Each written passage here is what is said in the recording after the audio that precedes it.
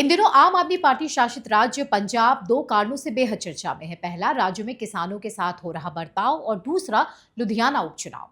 दरअसल इसी लुधियाना उपचुनाव को लेकर अरविंद केजरीवाल ने पंजाब में डेरा डाल दिया है। वैसे दिल्ली के बाद केजरीवाल जाएंगे भी कहां? पंजाब ही तो है उनके पास। दिल्ली की हार का जख्म अभी भी हरा है। ऐसे में लुधियाना उपचुनाव में किसी चमत्कार के इंतजार में केजरीवाल जी पार्टी के कैंडिडेट संजीव अरोड़ा के लिए प्रचार में जुटे हुए हैं। हाल ही में वे लुधियाना के एक सिविल अस्पताल पहुंचे, जहां नए मॉड्यूलर ऑपरेशन थिएटर का उद्घाटन किया। अरविंद केजरीवाल लुधियाना में रोड शो कर रहे हैं। उनके साथ पंजाब के मुख्यमंत्री भगवंत मान भी हैं। तो कभी व्यापारियों से मिलने पहुंच जाते हैं। लुधियाना के उद्योग जगत के बड़े व्यापारियों से मिलकर उद्योग को बढ़ावा देने का भरोसा दे रहे हैं। तो दूसरे ही पल वे जनता के बीच पहुंच जाते हैं, जहां की जनता को ये समझाने की कोशिश करते हैं कि अगर हमारा विधायक जीत कर आता है तो आपके सारे काम आसानी से हो जाएंगे, क्योंकि राज्य में सरकार तो हमारी ही है। सुनिए वो बयान कि कैसे जनता को धमकी भरे लहजे में केजरीवाल अपने कैंडिडेट को वोट देने के लिए कह रहे हैं। अगर इनको जिता के भेजोगे, ये सारे अफसरों को आपके बीच में लाके आपके छोटे से छोटे काम भी करा के जाएंगे, बड़े से बड़े काम भी करा के जाएंगे। और अगर आपने कांग्रेस और बीजेपी वालों को जिता दिया, उनकी तो चलेगी नहीं, क्योंकि सरकार तो आम आदमी पार्टी की है, तो वो तो कोई काम करा नहीं सकते। वो तो बस लड़ेंगे विधानसभा के अंदर बैठ के, मान साहब को गालियां देंगे, बड़ी अच्छी अच्छी गालियां देंगे, और काम आपके सारे रुक जाएंगे, काम नहीं हो पाएंगे आपके। इतना ही नहीं, दिल्ली वालों को जिस मोहल्ला क्लिनिक का सपना दिखाकर दिल्ली की स्वास्थ्य व्यवस्था को आम आदमी पार्टी की सरकार ने चौपट किया था, ठीक उसी रास्ते पर पंजाब को भी ले जाने की तैयारी में दिख रहे हैं केजरीवाल जी। बुरा हाल था सिविल अस्पताल का।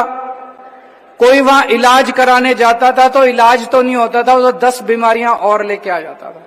आज उस सिविल अस्पताल को आम आदमी पार्टी की सरकार ने, मान साहब की सरकार ने, संजीव अरोड़ा जी के प्रयासों से आज शानदार सिविल अस्पताल बन गया है। और ये केवल लुधियाना में नहीं है, आपके अब बहुत जल्दी पूरे पंजाब के अंदर सारे अस्पताल ठीक करने वाले हैं हम लोग।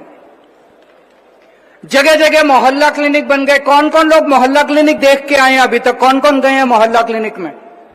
अब एक के बाद एक ये सब क्यों हो रहा है? केजरीवाल लगातार कभी अस्पताल का मुआयना करने पहुंच जाते हैं तो कभी व्यापारियों से मिलते हैं। इसे बखूबी समझा जा सकता है।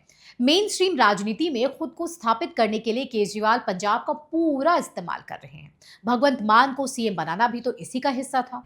वैसी स्थिति में लुधियाना उपचुनाव को लेकर आप केजरीवाल जी की बेचैनी इसी से समझ सकते हैं कि चुनाव की तारीखों की घोषणा भी नहीं हुई थी और पार्टी ने अपना कैंडिडेट घोषित कर दिया था। मतलब केजरीवाल को संसद जाने की इतनी जल्दबाजी है कि पूछिए ही मत।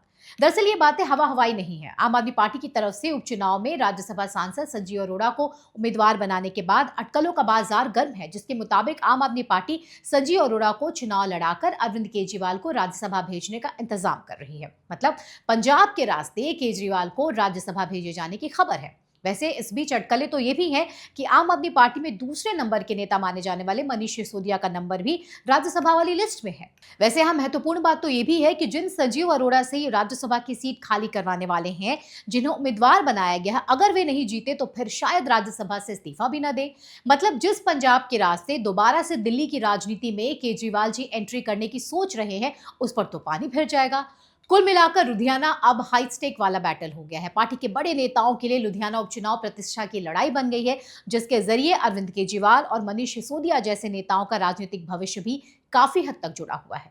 इन सबके साथ यहाँ चर्चा उस बात की भी जरूरी है कि जिन एमएलए की मौत के बाद ये सीट खाली हुई है और अब चुनाव हो रहे हैं, उनकी मौत कैसे हुई। कई रिपोर्ट्स की माने तो उन्होंने सुसाइड कर लिया था। साथ ही खबरें ये भी थी कि सुसाइड से पहले वे आम आदमी पार्टी के खिलाफ खुलकर बोलने लगे थे। उनका कहना था कि पंजाब में सत्ता में आते ही आम आदमी पार्टी में करप्शन होने लगा।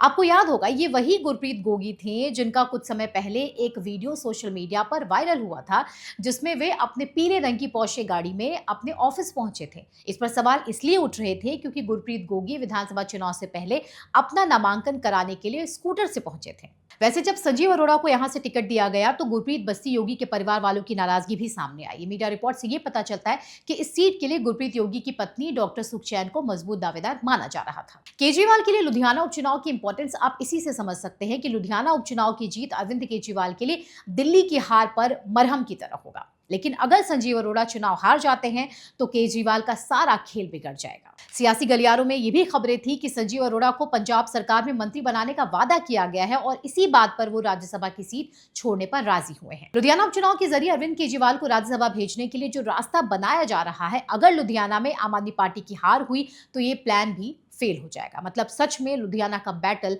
बहुत टाइट है।